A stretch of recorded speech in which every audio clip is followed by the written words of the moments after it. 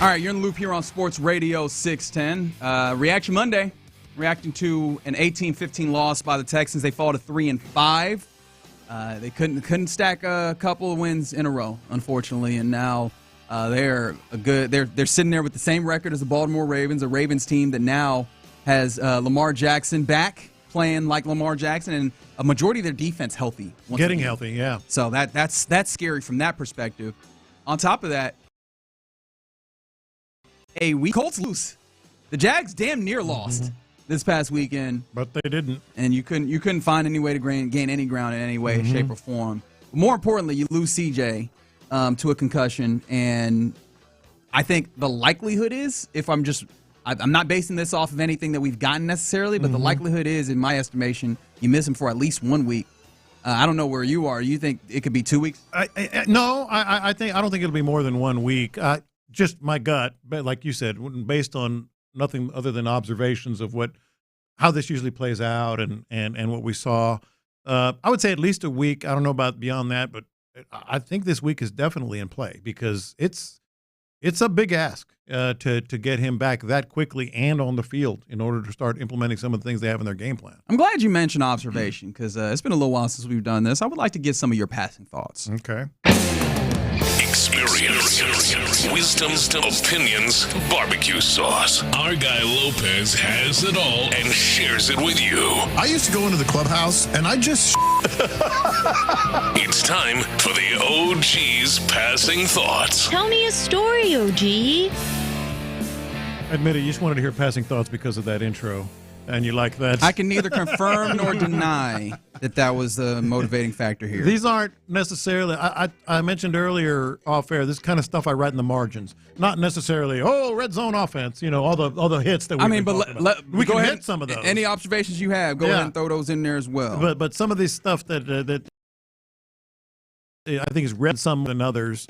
The first one is almost like a feeling of resignation, which I said earlier about just this team in general. But I guess there just won't be a game where you don't see an abundance of the opposing fans. It was so clear yesterday because of the orange. Yeah, the orange. It's like they coordinated too. Because I didn't see. I might have seen a handful, literal handful, less than 5 of the blue versions of Broncos. They was all out there in the orange ones. Yeah, and that had to be by design. But I guess that's just what we are as a fan base. It's just. You sell your tickets, and people do it at different times. I mean, it doesn't hurt the type of season that's happening, right? It's every year. Yeah. It is. Yeah. But this one feels more egregious this year, in part because, at least as much as I can utilize the sample of the people that text in or, get involved on the YouTube page, there's a lot of folks there that are like, I'm selling my tickets or, they need to give me something to be excited about. I get that to some degree, looking at the way that this team has been and the way that it's operated to this point. Yeah, it's just been like that, since I've been here, to be honest, man. We have to come to grips with that. Yeah, even with the season, remember this is a surprise season, the 2023 season where they made the playoffs and all that stuff? Yeah. Even during that time, people were still like, I don't know. It just, I don't know. I just can't explain it, man. I can't explain it. I think we just need to accept it. And they even have those vans outside now. You've seen those trucks and the vans with the big clock. It's 30 minutes. I haven't seen that. Oh, you haven't seen those? No, I haven't. I seen something else. What was that? They have the horns. Okay, I just seen like 4 or 5 vans advertising something. It was like a digital billboard. No, they have the clock going now. They say, 1 hour to kick off, 45 minutes, and then 30 minutes to kick off. It's a big, giant, digital, it doesn't say get your ass inside, but it says. It probably should. Yeah, it probably should. Time for kickoff. Another passing thought here. All right, this is an interesting one to me. So, trust me, I know the answer here. It's just interesting and it's funny. So there were Janice McNair, Ring of Honor. Yeah. Beautiful ceremony, great ceremony. Shout out to Mark Vandermeer for legging it downstairs and back upstairs. Yeah, I don't see how he do that, man. He went down with the coaches, I think. Yeah, because they close off the elevators just for coaches. That's still tough. That's still tough. Ain't no quick little, let me run around the corner real quick. Texans get the kickoff or whatever. Yeah, Anyway, let me get back to my radio. Oh, and it was also Legends Homecoming. It was cool to see all the various lining up. Yeah, lining up to be able to kind of salute. But Janice as that's McNair. happening, as the Janice McNair thing is happening, we had video tribute, very nice video tributes from Jim Crane, Tillman Fertitta, Gene and Jerry Jones, who got booed by the crowd, Nicole Tepper, which is Panthers, Art Rooney from the Steelers, longtime, Houston pro football rival, Gail Benson right up the road, New Orleans Saints, Mark Wilf, and then some guys like Jim Nance, he's not going to miss that, and then Clay Walker, Roger Goodell. Oh, yeah, old Raj. Did you notice what video tribute they did not have? I have a feeling I know where you're going here. Someone who lives in Houston, easy to get done. Family owned a Houston NFL franchise. Sure. And is now in Tennessee in your division. Didn't have old Amy Adams Strunk with a video. She still live here? She still lives I here. didn't realize she still live here. Yeah. Yeah, but here's the thing. As much as you can go, well, the Cowboys, that's that Houston-Dallas rivalry. That exists, sure. But I think there's maybe some respect for one Gerald. Yeah, it's just different, man. That if we talk about who your rival is, at least as a city, and I understand there's people in the city that have gotten to the place where they're like, let it go. It was, umpteen years ago.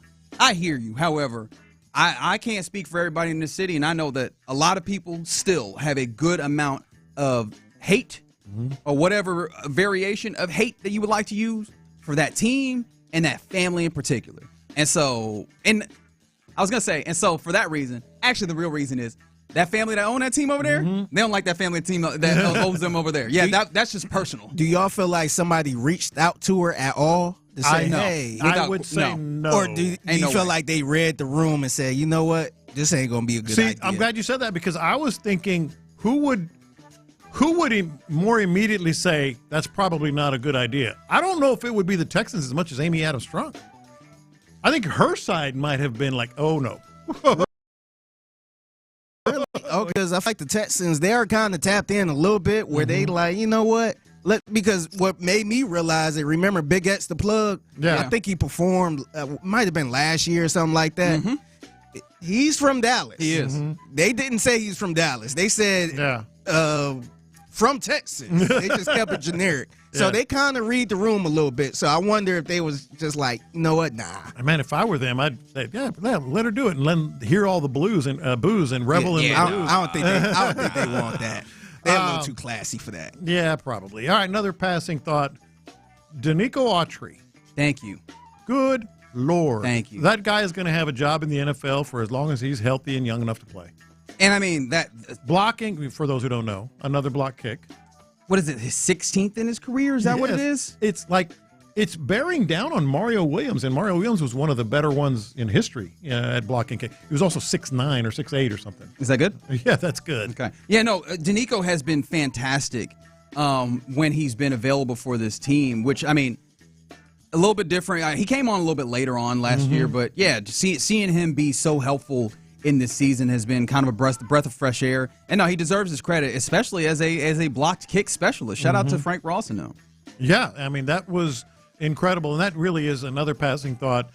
Frank Ross, after a couple of little sloppy games, special teams wise, that was near perfection. Blocked a kick, had the muffed punt recovery, big soup to nuts. It was a great special teams day. You had your missed field goal early on, which but what was he, 5 for 6? Yeah, 5 for 6. Yeah. Obviously, operation was pretty good. I did chuckle a little bit to myself when you said muffed punt recovery, because I'm like, sure, they recovered it. I don't know how much you give credit for that, for just like, hey, this was a thing that fell into my lap. I'm not mad that they had that fall into your lap. Yeah, it's just like, hey, that's a returner who just really flubbed an opportunity. Well, sure. But outside of that, I mean, but getting on the ball, there was a lot of traffic. Credit for there was that, a lot of traffic. He was trying to recover it himself, and it was right there, and you got it. So you're giving the Broncos that credit. I didn't give. Well, that's not really credit. Hey, you fumbled it. You muffed a punt. Congratulations. I don't think that's really credit. But yeah. All right. So we've been talking. This is this is a passing thought that really could be more than that, and I'm just curious. This started out as the Nico game. What do you have? 4 or 5 targets in the first half? Several catches, big play, nice plays, etc. And I actually wrote down on these passing thoughts as I'm watching the game. Is this the Nico game? It sure started out like that. How much of the second half of no Nico was Davis Mills, and how much of it was this offensive game plan got away from it? I mean, there were still targets. The crazy thing is in the second half, it just felt like the offense itself. That was one of the things I found interesting was that C.J. Stroud going down, it didn't even feel like, well, you lost how much C.J. was integral to whatever the few things, honestly, that the offense was able to do well. Admittedly, though, it's a Broncos team that's going to make this harder for you no matter what. But it was very evident when you go, there's guys open. We talked about it. The second best protection game when it comes to like the second fewest amount of pressure, least amount of pressure allowed by this offensive line in this game compared to any other game in this season. There was opportunities for Davis Mills. He just couldn't get the ball in the right place. Right. Or he had the ball batted down at the line of scrimmage. And it does speak to how much and how well C.J. Stroud was playing. I mean, I just keep looking at that 47-yard play to Dalton, and that was a well-placed ball, you know, over the first line of defense when it comes to those linebackers, laid in pretty nicely. That allowed Dalton Schultz to catch the ball on the run. Yeah. It was very night and day, the throws that were being made and really the processing that was happening at quarterback. And I think that when you moved to Davis Mills, you didn't have those additional things of CJ making the offense work. I think it exposed some of the problems with what this offense is. Now, one more for you here, and this is another big one that we might have to talk about more as the week progresses. But Blake Fisher, like part of the game plan clearly was Blake Fisher at tight end, the so-called jumbo package, a lot. We mentioned it earlier, but he's from the first play of the game, he was in there, eligible, maybe 8 to 10 more in the first half before C.J. Stroud got hurt, and more importantly, Titus Howard got hurt. And once that, goodbye to the jumbo package. I'm wondering, not just Blake Fisher, more of a liability at right tackle if he has to play there, but the tight end blocking and the help you get. And the run blocking you're going to get from the tight end position. This could be like low-key, as the kids say, huge in the Jacksonville game. I know kids don't always say that. I hear you. I hear you on that. I mean, I think just what is the drop-off from a Titus Howard who's played fairly well this season to Blake Fisher is alone, because the reason why you lost the ability to jumbo was not simply that Titus Howard went out, is that Trent Brown was inactive, so you didn't have another tackle that you trust to play. Are we going to see Trent Brown active? I don't know what Trent Brown is, because he legitimately did not get any training camp. Yeah. I have not seen him yet, and obviously he's probably been out there practicing to some degree. Trent Brown active. That's breaking news. But I think that changes what you're able to do. Now it's just Trent Brown coming in as the How you jumbo. getting help at tight end position? How you getting run blocking at tight end position? You're going to go back to just one of your guys? Well, no, I mean, Trent Brown comes in as your jumbo. And then Blake Fisher? Yeah, Blake Fisher's That's a big assumption. Hey, right what there. if Trent Brown come in and actually start?